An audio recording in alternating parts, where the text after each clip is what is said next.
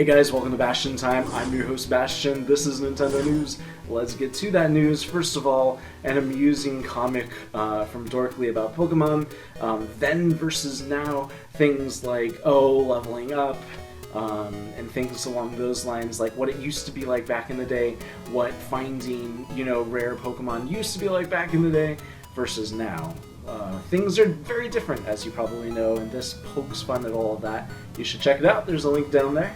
The Game Developers Choice Awards had a tribute to Mr. Iwata, and it was quite a nice tribute. It was animated, it was very magical feeling, and very nice, so you should definitely check it out. There's a link for you down below. 280 million is the total sales of all Pokemon games. That's a lot of games. 280 million? Jeez Louise. Anyways, now we know.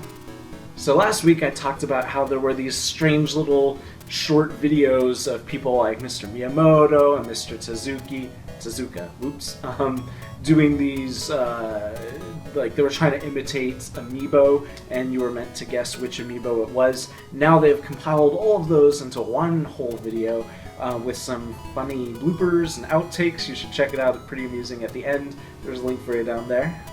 It seems that there was a leak of Pokemon Go where we actually saw the first footage. Pretty interesting stuff. By now you've probably already seen it, but in case you haven't, there's a link for you down below. And speaking of Pokemon, there's a very silly video where Smosh Games is trying to guess or name as many Pokemon in 60 seconds as they possibly can.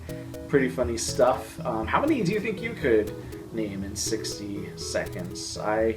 I'd be hard-pressed to name maybe more than, I'll say 15. But anyways, if you want to check that out, there's a link for you down there.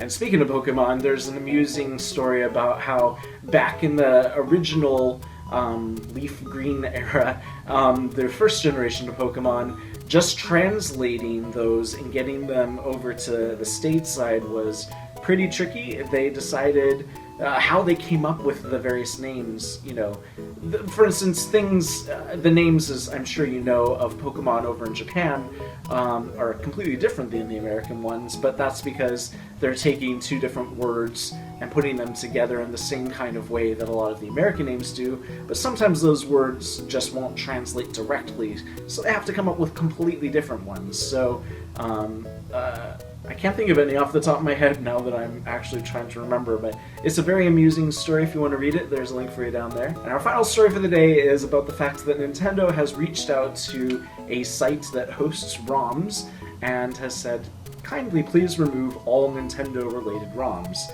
And that's not surprising. They're fully within their legal rights to do so. It's going to tick a lot of people off, though. But, they're trying to make all of their games available for purchase on virtual consoles, so they are well within their rights to do so, and technically ROM downloading sites are illegal, so yeah. So they have accomplished this. One of the sites has already responded and has removed all of the Nintendo stuff, so we'll see how many more sites they go after. Anyways, that is it for this episode of Nintendo News. See you guys tomorrow for more news. Bye guys.